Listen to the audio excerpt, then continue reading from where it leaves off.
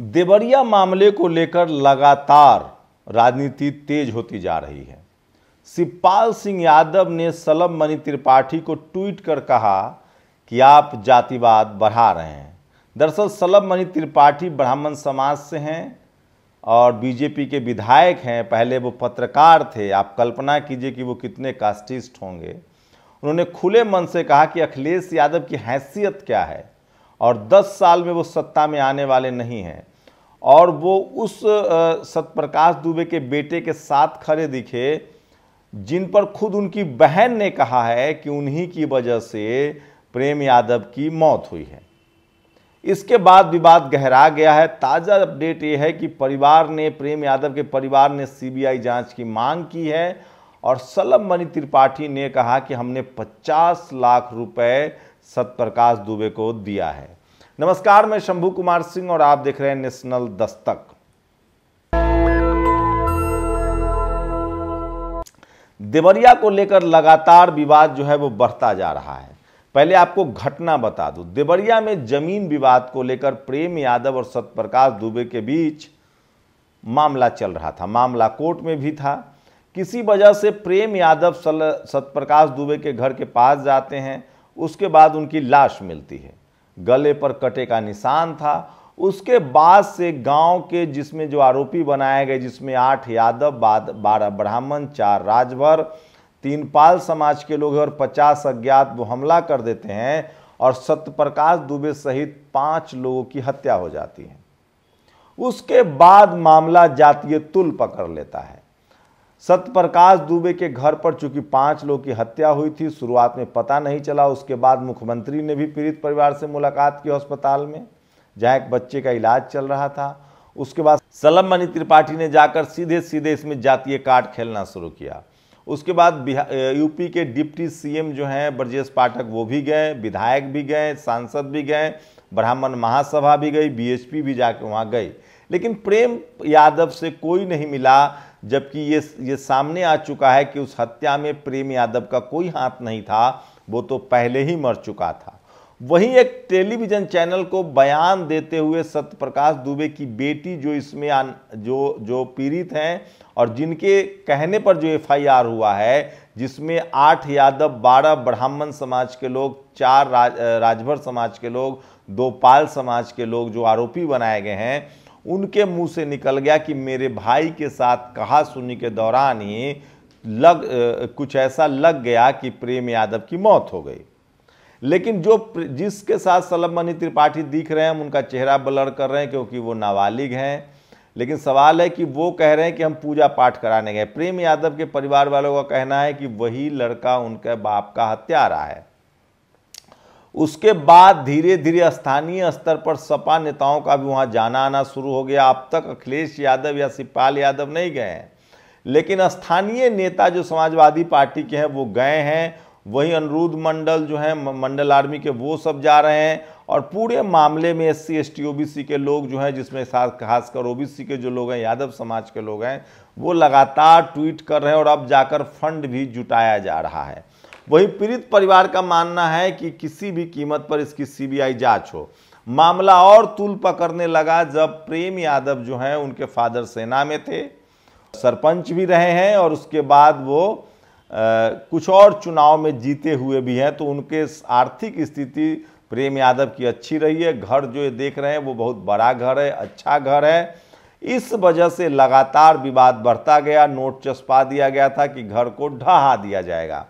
इसके बाद लोगों ने सवाल पूछना शुरू कर दिया कि जिस आदमी की हत्या हो गई, जो आदमी खुद जिंदा ही नहीं है, जो आदमी भड़का नहीं सकता है, मार नहीं सकता है, वो तो आदमी आरोपी नहीं है। अगर घर ही ढहाना है, बुलडोजर ही चलाना है, तो 8 जो यादव, 12 ब्राह्मण, और उसमें सबसे बड़ी बात है कि एक मिश्रा जी भी पकड़े गए हैं जो मुख्य आरोपी बनाए गए हैं।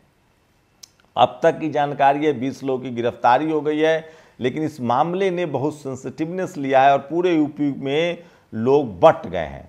सोचिए, उसके बाद कानपुर देहात में विश्वकर्मा समाज के 2 लोगों की हत्या हो गई। शुक्ला जी उसमें आरोपी हैं। तो तमाम खबरें सामने आ रही है। लेकिन इस मामले में मोटा यह है कि देवरिया मामले में राजनीति तेज हो गई है। सलभ मणि त्रिपाठी ने कहा कि हाँ, मैं पीड़ित परिवार के साथ हूं और मैंने 50 लाख रुपए का क्राउड फंडिंग करके उनके पीड़ित परिवार को, जो सत्यप्रकाश दुबे हैं, उनको मुआवजा दिया है। लोग सवाल पूछ रहे हैं कि जो लोग सत्यप्रकाश दुबे के यहाँ जा रहे हैं, अच्छी बात है, उनके वो ज़्यादा हताहत हुए हैं, उनके परिवार के 5 लोग की हत्या हुई है, तो सवाल है कि प्रेम यादव की भी तो हत्या हुई है, वहाँ क्यों नहीं जा रहे हैं। अब उसको लेकर अनिरुद्ध मंडल, जो अनिरुद्ध विद्रोही ने, जो कि मंडल आर्मी के प्रमुख है, उन्होंने भी क्राउड फंडिंग शुरू कर दी है और ये मामला राजनीतिक तुल पकड़ता जा रहा है। सलभ मणि त्रिपाठी ने एक मंच से जो एक कार्यक्रम था, जो दुख व्यक्त करने का कार्यक्रम था, शोक व्यक्त का कार्यक्रम था, उसमें एक एग्रेसिव भाषण दिया और उन्होंने कहा कि अखिलेश यादव की हैसियत क्या है और ये लोग कभी सत्ता में आने वाले नहीं हैं और ये घोर जातिवादी लोग हैं। उसके बाद शिवपाल यादव ने कहा, जो एक्स पर लिखा, कि हम जातिवादी नहीं है, जातिवाद तो आप लोग कर रहे हैं और आप राजनीति कर रहे हैं। अखिलेश यादव ने भी अपने बयान में कहा कि इस पर राजनीति नहीं होनी चाहिए, जिम्मेदारी से जांच होनी चाहिए और जो भी आरोपी है इस केस में उसको सजा मिलनी चाहिए और जाति के आधार पर किसी के साथ भेदभाव नहीं होना चाहिए। लेकिन ज़्यादातर बैकवर्ड समाज के लोगों को लगता है कि चूंकि यादव और दुबे का मामला था, चूंकि यादव की पहले हत्या हो चुकी थी, मर चुका था वो, यहाँ तक कि ब्राह्मण महासभा ने तो ये भी कह दिया कि हत्या हुई है, इसकी गारंटी कौन लेता है। हो सकता है प्रेम यादव खुद से मर गया हो, लेकिन खुद सत्यप्रकाश दुबे की बेटी का एक बयान निकल गया जो सोशल मीडिया पर वायरल है, जिसमें वो कह रही थी कि मेरे भाई के साथ हाथापाई हुई थी, उसके बाद कुछ गलत तरीके से लग जाने से प्रेम यादव की हत्या हो गई। वहीं प्रेम यादव की बेटी का कहना है कि मेरे पिता की हत्या जो है वो जो सत्यप्रकाश दुबे के बेटे हैं उन्होंने किया है। वहीं सत्यप्रकाश दुबे की बेटी ने जिन लोगों को नामजद अभियुक्त बनाया है उसमें 50 लोग अज्ञात हैं और उसके बाद उसमें जो हैं 12 जो हैं ब्राह्मण समाज के लोग हैं, 8 ठाकुर यादव समाज के लोग हैं, माफ़ कीजिएगा, 4 राजभर समाज के लोग हैं, 3 पाल समाज के लोग हैं। उसके बाद मीडिया की लगातार सोशल मीडिया पर वो खबरें चल रही है और पूरा मामला सपा बनाम बीजेपी हो गया है और अब सलभ मणि त्रिपाठी और शिवपाल यादव आमने सामने हैं। तो हर मामले में पहले प्रेम यादव की हत्या हुई, उसके बाद प्रतिकार हुआ, लेकिन जो भी हुआ वो बहुत ही दर्दनाक है, दुखद है। दोनों परिवार पीड़ित है और सबसे ज़्यादा क्षति हुई है।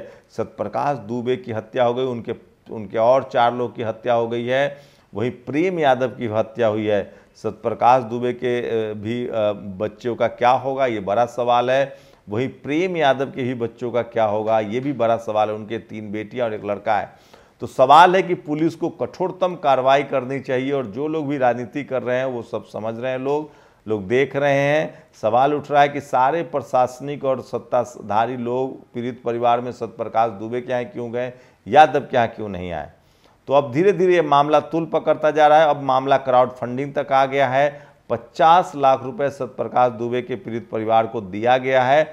अब ओबीसी समाज के लोग भी क्राउड फंडिंग करके पैसा जमा कर रहे हैं। तो यही देवरिया कांड में अब तक अपडेट है। इसी बीच कानपुर में जिस तरह से विश्वकर्मा समाज के 2 लोग की हत्या हुई है उसको लेकर भी विवाद गहराता जा रहा है। तो लोगों को लग रहा है कि जो यूपी का शासन प्रशासन है, क्या वो जाति देखकर कार्रवाई कर रहा है। बुलडोजर को लेकर भी लोग सवाल उठा रहे हैं, कह रहे हैं कि पहले मुसलमानों पर चला, फिर दलितों पर चला और अब पिछड़ों पर चल रहा है। सवाल है कि जब आरोपी कोई सवर्ण होता है तो क्यों नहीं बुलडोजर चलता है। इस तरह के सोशल मीडिया पर बातें लिखी जा रही है। आपकी क्या प्रतिक्रिया, अपनी प्रतिक्रिया जरूर दीजिए। देवरिया मामले में आज का यही अपडेट था कि जो प्रेम यादव के जो पीड़ित परिवार है वो कह रहा है कि पूरे मामले की सीबीआई जांच हो। आप अपनी प्रतिक्रिया जरूर दीजिए। शुक्रिया। नेशनल दस्तक की आपसे गुजारिश है कि अगर इसको बचाना चाहते हैं तो नेशनल दस्तक को सब्सक्राइब करने के लिए रेड कलर के सब्सक्राइब बटन को दबाएं, फिर बेल आइकन की घंटी दबाएं। नेशनल दस्तक को बचाने के लिए बहुत जरूरी है कि हर खबर को शेयर करें, लाइक करें, कमेंट जरूर करें।